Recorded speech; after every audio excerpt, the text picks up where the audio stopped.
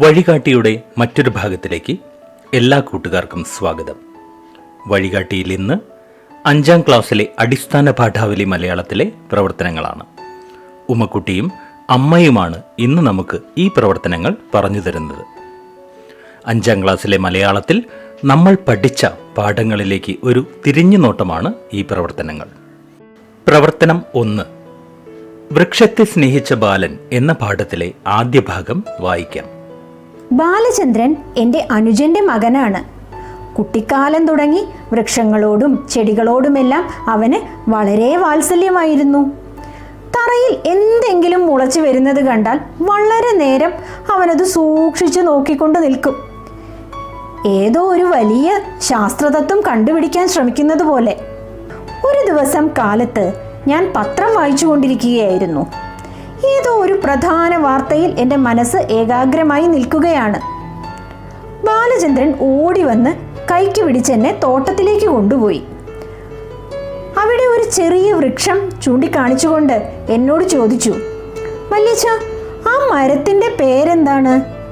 ഞാൻ നോക്കിയപ്പോൾ കാണുന്നത് ചെറിയ ഒരു ഇലവുമരം തോട്ടത്തിലെ നടപ്പാതയുടെ നടുവിലായി വളർന്നു വരുന്നതാണ്.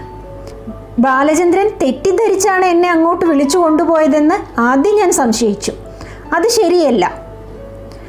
ആ ചെറിയ മരം മുളച്ചു വരുന്ന കാലം മുതൽ അവൻ അതിൽ ശ്രദ്ധിക്കുകയായിരുന്നു.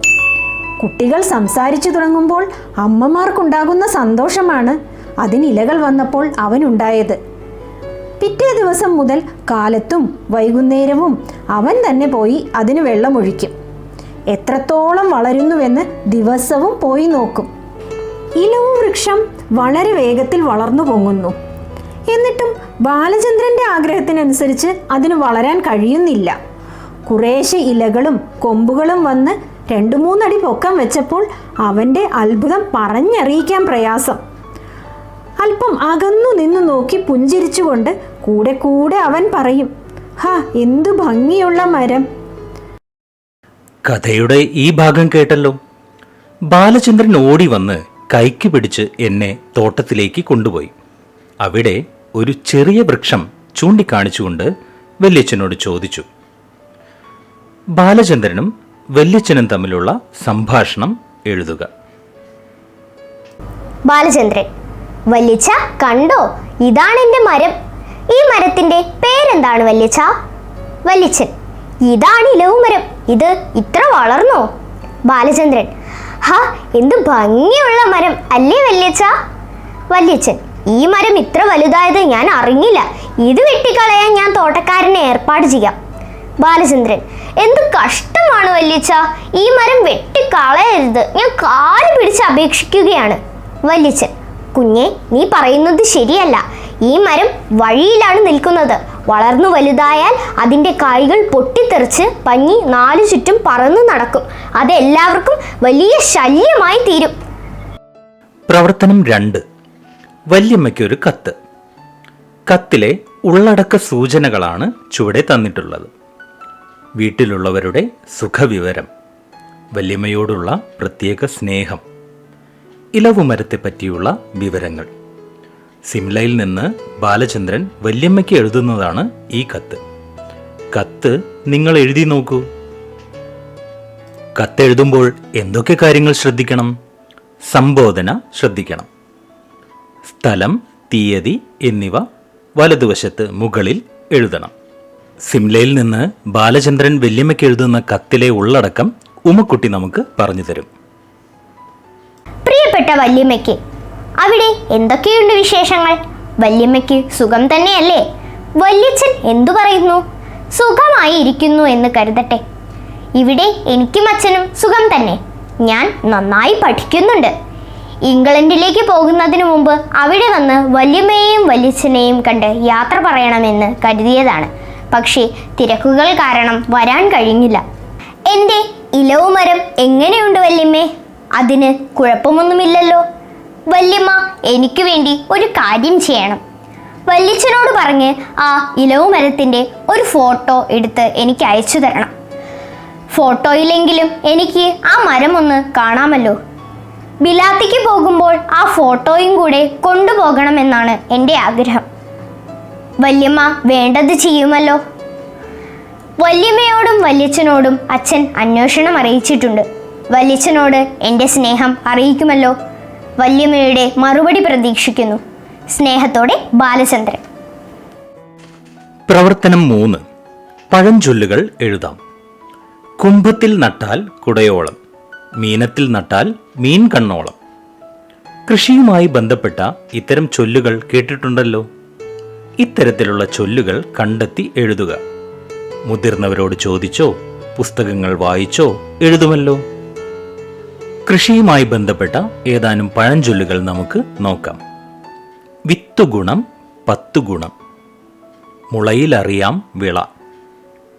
വിത്തായം ചെന്നാൽ പത്തായം നിറയും, പത്തായമുള്ളിടം പറയും കാണും. വിത്തുകുത്തി ഉണ്ണരുത്, ഞാറില്ലെങ്കിൽ ചോറില്ല.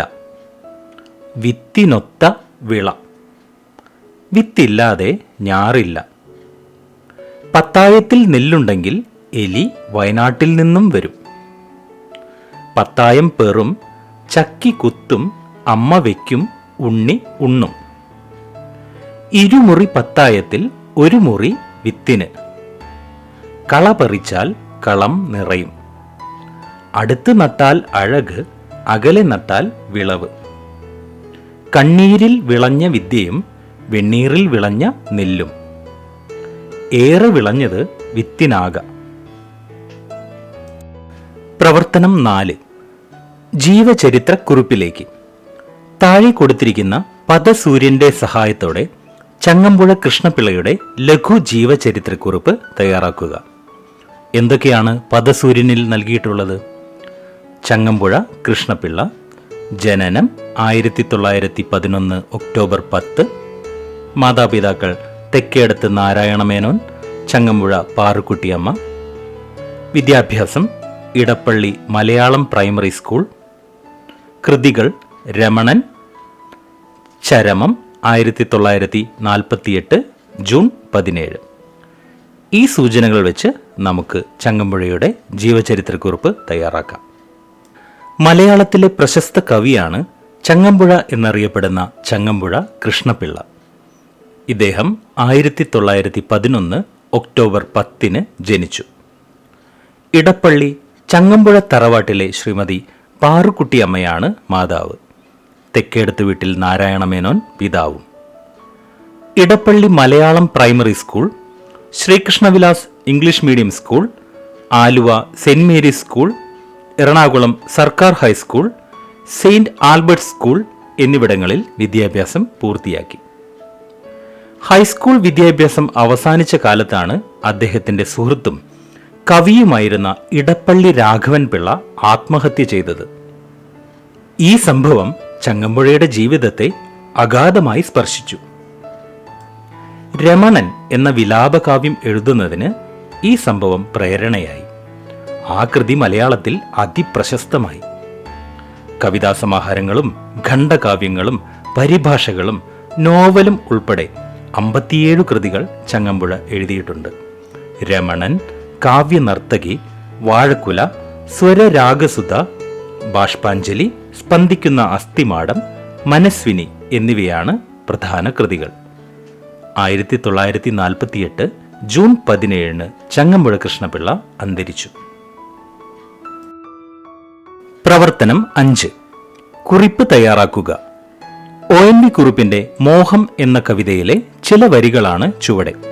നമുക്കാദ്യം ആ കവിത കേൾക്കാം. ഒരു വട്ടം കൂടിയ പഴയ വിദ്യാലയ തിരുമുറ്റത്തെത്തുവാൻ മോഹം.